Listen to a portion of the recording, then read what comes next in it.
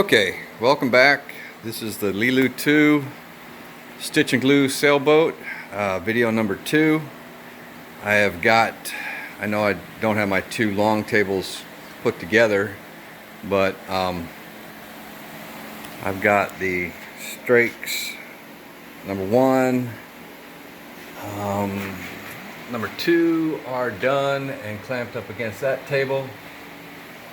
Number 3 right here are being glued in the works, and I just pieced together my cradle. I took out the 8-foot plywood pallet. For now I just stacked a few pieces alongside that table, and now that I got the strakes all but, let's see, the last strake is right here. This is the top strake. That'll go together tomorrow. So I put like the centerboard case and some floorboards up there, just to make a little bit of room, get rid of that big old 8-foot pallet that I had right there with all this plywood on it. So just piece this together, and everything is amazing with the CNC cut plywood from Chase Small Craft up in Maine. I can't plug those guys enough for the quality of work and craftsmanship. And so let me get over this cradle here. The tolerances are like super tight, and it's almost scary. It fits so well. So that's let's see, strake number, that would be 2 there along that table, and that gives you an idea about how long the boat will be.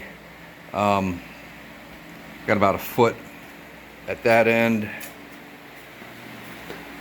Come down this way, I got about 4 foot at this end to the cabinets. So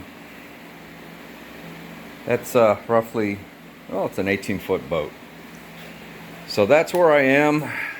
The garage is real nice and toasty. It's been 30 degrees outside here in Augusta. I'm looking at almost 60 in the garage. I just had the garage door open to get rid of that pallet, so it's cooled down a couple degrees. But it was about 62 in here about 15 minutes ago before I put together this cradle. And I might beef up the cradle just a little bit. Glue and screw some corner blocks in here just to give it a little bit of extra support, and down at the base too. And I've got it on a roll around dolly that I made, just 2 Harbor Freight dollies screwed to the bottom of it, or screwed to like a ladder type of 2x4 framework. And it's coming along. I'm real excited about actually placing the strakes in the cradle and wiring them together, and that'll be the next video, probably within the next 2 weeks. And if you have any suggestions or comments, please feel free to leave them.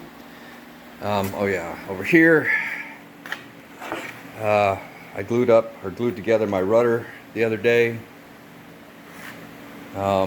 These are the motor well sides. I'm just filling all these little lumps, are just where I filled the countersunk screw heads. You know, pulled the screw out after the glue was dry, and then filled the holes. So that's that. And here's a floorboard here that goes on either side of the centerboard case, and I'll show you some of the tolerances here. That there is cut exactly to what I asked them to do for me for my deck plates. 8 1/4 inch, and it's just beautiful. All right, so that's Clint from Chase Small Craft up in Maine that cut all of these parts for me.